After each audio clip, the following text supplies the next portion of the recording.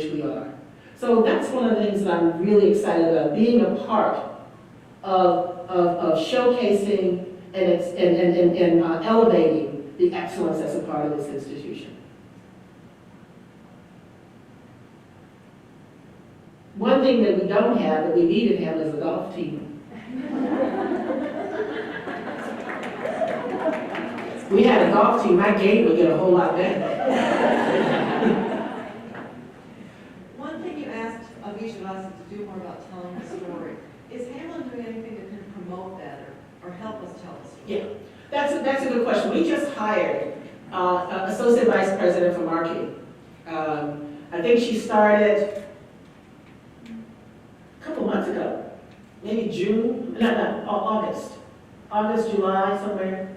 Yeah, and so we now have someone who we've hired. We've got some good people in place that are now being turned loose in the sense that we're I will tell you one of the things that we used to do in Hamline. We aren't doing too much anymore. We used to outsource everything that's what was marketing related for the most part. People who don't know us can't tell our story the way we can. But we've got some incredible people here with strong marketing backgrounds and communications backgrounds who are helping us tell the story who are in-house. So yes, our in-house team is doing it. We now have a digital view book, Katie, up and running? Soon.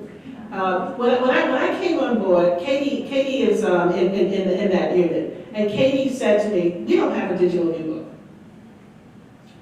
That's the way in which that most students now find out about your institutions. It puts you in a competitive arena with everyone else. We didn't have one.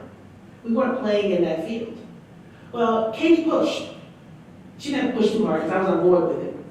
But Katie pushed, is leading it, and we will have, and we have the vendor, everything all set up. We're going out with a digital ebook. So again, we're looking for the different ways in which we tell our story.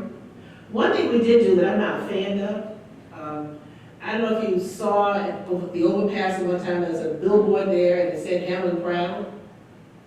And it had one of our students with their face painted with what is it, a little scarf or whatever on her head, with the biggest smile on her face. And it said Hamline Proud. So everybody who went that way saw it. Now the reason why I'm saying I'm not a fan of it, those things cost a whole lot of money and get a whole lot of return. And I'm somebody who likes a whole lot of return. But there are other ways in which we can get that message out. But we had already purchased it, and we weren't going to leave it empty. And I think that was maybe Katie and your team, I know a group of you got together. When I was told that billboard we had paid for it and we hadn't used it yet, turned something around in 3 days. That tells you about the talent we have on campus who can help tell that story. So yes, we have a strong marketing team in place, a communications team that's helping us to tell that story. Quick question. So Hamline itself is a community within its own, but where it's physically positioned within the city has access to a lot of other communities around it. I'm wondering what Hamline is doing to engage the various communities. As a first-year college student here, I'm not quite familiar, so if you could maybe talk some more about what they're doing. Well, we do have a neighborhood sort of task force that's in Hamline where we work collaboratively with our neighborhood partners. The church, the Hamline Church, the Historical Society, the politicians in the area, the neighbors in the area, and then maybe some other members, the library, the elementary school, all part of this council, and Hamline has membership on it too, because we want to make sure we're good neighbors and we are working collaboratively with the neighborhood in the way in which we need to. So that's one thing that we have in place. The other thing is that our students, as I said, are volunteers in the community. One thing that very few people know about, that on days that it might snow, now we didn't have a lot of snow last year, but we had some.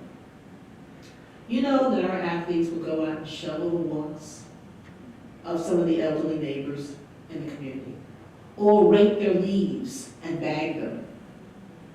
That's Hamline being a good neighbor. And you know what? They're not asking. They come out and they're surprised. It's done for them. That's being a good neighbor. So that's another way that we're doing it. And with the Hamline Elementary School, There are 200 members of our community that are in that school, working with those kids in that school. I can see out of my window in Old Main, and I like to say that there's imprinting going on. You see the Hamline students, usually some of the athletes, walking in front, these little tiny kids walking behind them, going to Walker Fieldhouse with little backpacks that are bigger than them on their back, going to Walker Fieldhouse. They might be going to work out with the women's gymnastics team. They might be going to learn how to swim with our swim team. They might be going there to have a quiet space, to be tutored by one of our students. That's a lot of involvement. And one of the things that we also track the test scores of the kids in that school. Now remember the demographics, and we're not saying we're the best in St. Paul, but when you look at the test scores of kids with similar backgrounds as the kids at the Hamline Elementary School, those kids outperform those with similar backgrounds. We tend to think that Hamline has something to do with that. As a matter of fact, when Valerie Silva was the superintendent of St. Paul, I don't know if you know that there was a conversation to move the Hamline Elementary School to another area. And I gave her this data and talked about Hamline's role in that school. She made a decision as superintendent at that time not to move that school, but to leave Hamline Elementary School there. Now, with the new person, I don't know what's going to happen. We're going to probably have to start all over again. I think it's an interim. We have to start all over again, but we will. We will. Because Hamline has a really strong influence on the Hamline Elementary School. And it's real in so many ways. So the reading scores, the math scores, all those, we tend to think that our students and our faculty and staff are playing a major role in the change that we're seeing there. Hi, I'm Kate. I wanted to know a couple things. I know I wanted to answer a question about my family story. Do you have a specific story that you want to tell and send me afterwards? We might try to do meetings and send them out. We also have 2 places online. You can help us share your story. The Hamline magazine, so if you go onto our website and just put in the search bar magazine, you can also let them know that the magazine goes all along. So if you're a person who haven't got it yet, but you have a story, we're still welcome to share it. Also on our news page of the website, you go there, it'll also say submit a story again. So if you have stories, you're ready to go. Yeah. I thought I saw another hand somewhere. Was your hand? That was a hand over here. So you can see that we want to be good neighbors. One of the things that we still have to deal with is the neighbors still think we're demolishing homes. We haven't demolished a home in a long time. So you see the stop the demolition sign. Not quite sure why they're there. But they are signs that are supposedly aimed at Hamline. And our neighbors are still angry at the fact that the White House came down. Some of you might be even angry that the White House came down. But if that White House was being eaten from the inside out, okay, with termites, and it was going to cost us a lot of money to try and redo that house. So, it was a decision that was made prior to my arrival here. But, in the long run, I think it was the right decision to make because it was going to keep costing us a lot of money to just basically Band-Aid it until we could figure out how to fix it. And so it's gone. The neighbors, as I said, haven't forgiven us for it because to them it was a part of their history as well. But now we're trying to help them create new histories. They can talk about the Soaring Sisters and the Soaring Building, all those wonderful things, the manor. There's lots of new history that we can bring to bear with them. One being this community task force that we have in place that I think is doing really good stuff. Although they are trying to get us to sell property to them for $1. I wasn't born yesterday, so they can for $1. Hi, this one?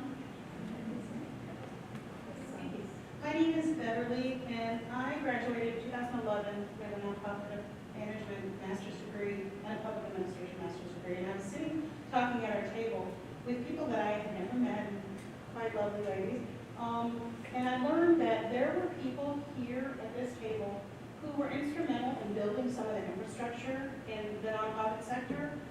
And I think one way that Hamline could tell a story and be a good neighbor is to share those stories, because they're going to be lost. And there are people who are working in our sector right now who don't know those stories. We could be working in that organization and not know the history of it. So I think it can be kind of a cool thing to put us together. Somehow, I don't know what that looks like, but I was on the alumni board for 5 years and just had this idea the night is that awesome. Yeah. So if, you know what I mean, if there's some kind of ways that we can give, yes, of course, financial support, but also give back to make our degrees remain relevant. Absolutely, absolutely. We want you to be a part of this institution in every possible way. We know that Hamline has had a major influence in the community in so many ways. Whether it's in our schools, whether it's the heads of the foundations that are in town, and we have several foundations that are headed by Hamline grads. So yes, but you know what? In some instances, we also need you to tell us so that we can celebrate it. Because that's really what we want to do. We want to be able to celebrate your accomplishment. I know how hard it is for you to tell your own story.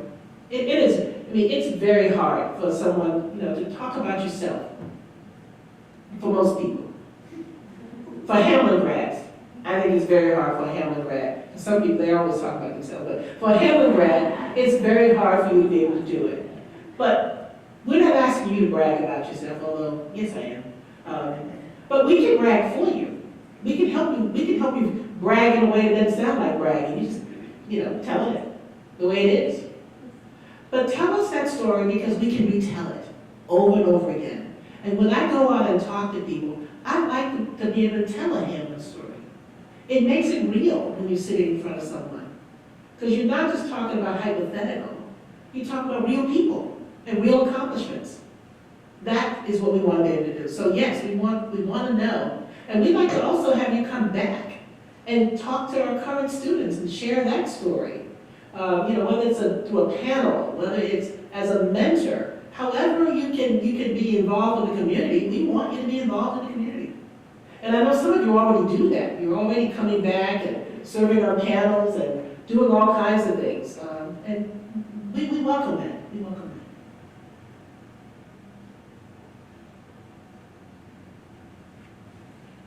Do you want to show? Yeah, I agree. I'm a recent grad. My name is Eliana. I graduated in 2015.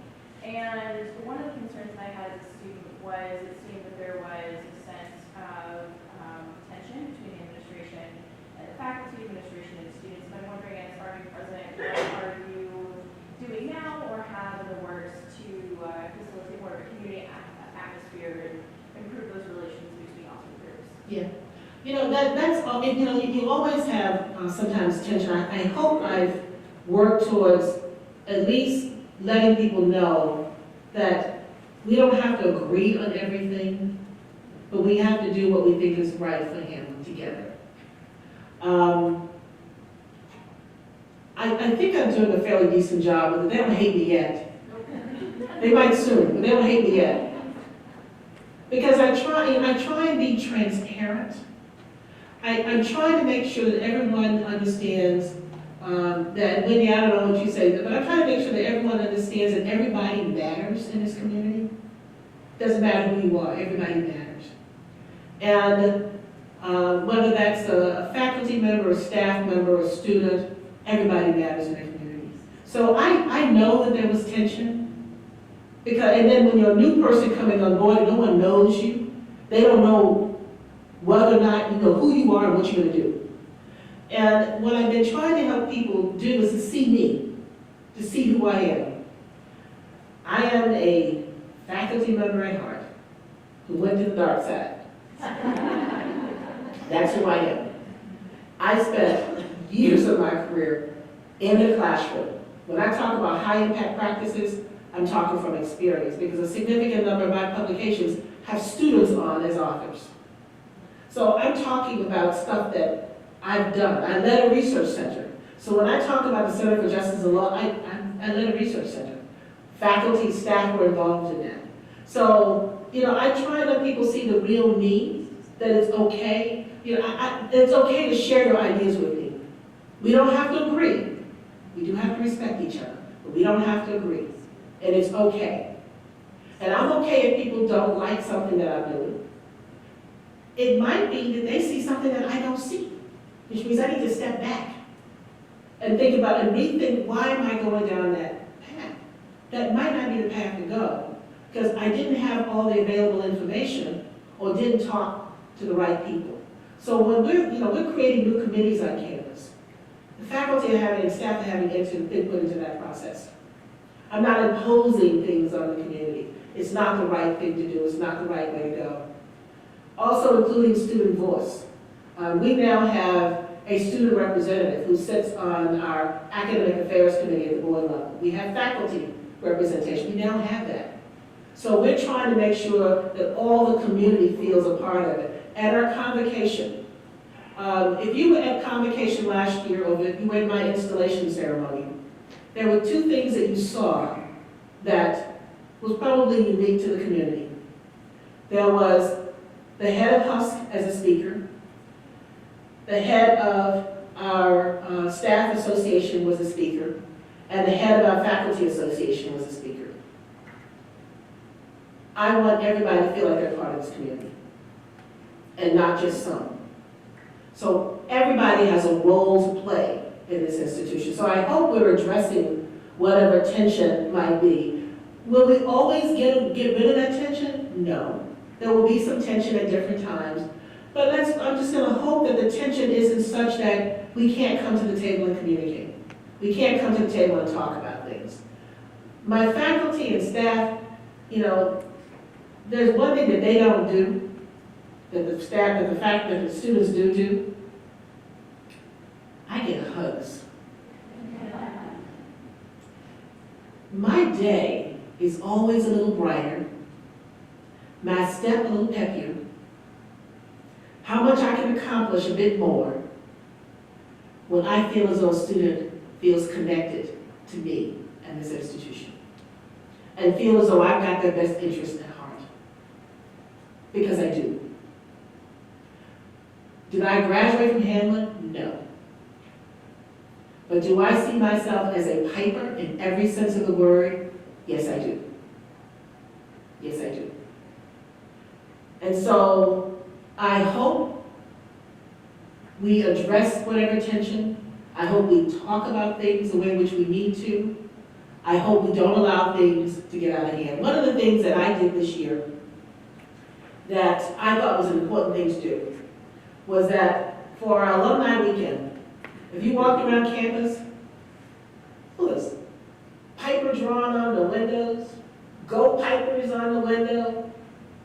To me, that's just great. Because when you do that kind of stuff, there's a method to my madness. And I told the students to go do that, and then facilities wanted to charge them. And I told facilities they can't charge them. You can't charge them for something I told them to do. And I wasn't paying them either.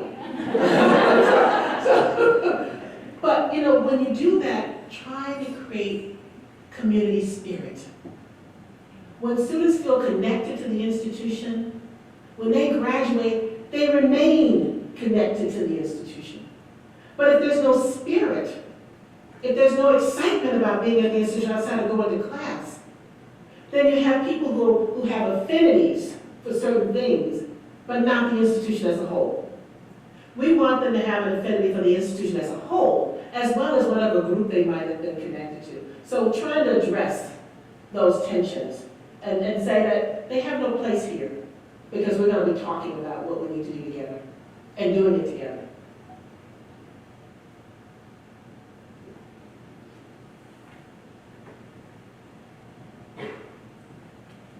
Hi, my name is Deanne, and I will most likely, I will be transferring here in either the spring or the fall.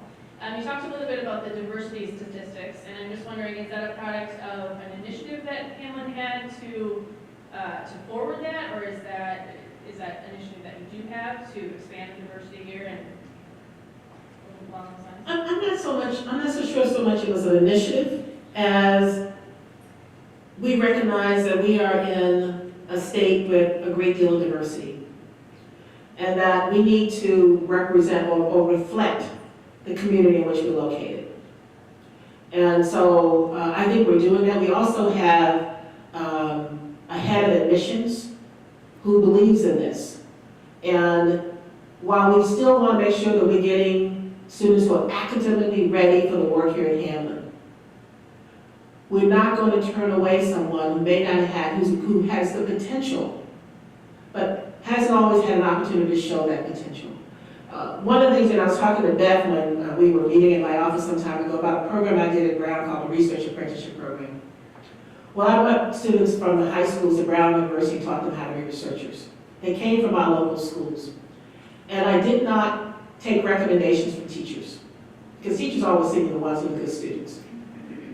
What I did was to interview students. So I had students who were part of my RAP program who had been suspended from school, and some of them on the verge of being expelled from school. We took them. One, because we saw potential in those students. And guess what?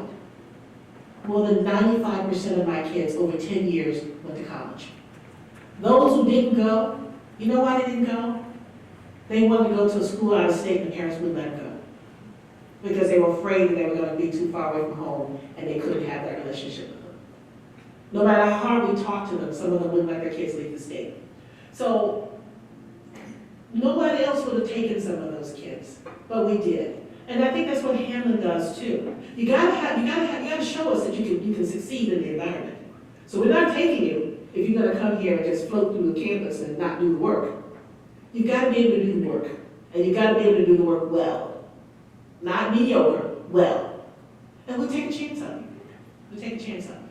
So that's, we also know that students who score the highest on standardized tests are those who come from certain class backgrounds. We know that. And the reason why some of them are able to do that is because they've had all the test prep courses. And others might not have the same test prep courses. But their grades are really good. Even if their test score doesn't reflect it, but the grades are good. The letters and the things the teachers have to say about them are talking about the student, not the fact that Sarah was in my class and she got an A. It tells me nothing about Sarah. But we look at them in terms of what they say about the student and whether or not and why that student is right for Hamlin.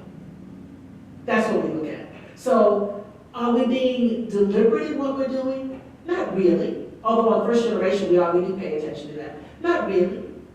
What we're doing is doing what we think is the right thing and looking at every student as an individual and who we think fits the type of student we expect at Hamlin University. That's what we look at.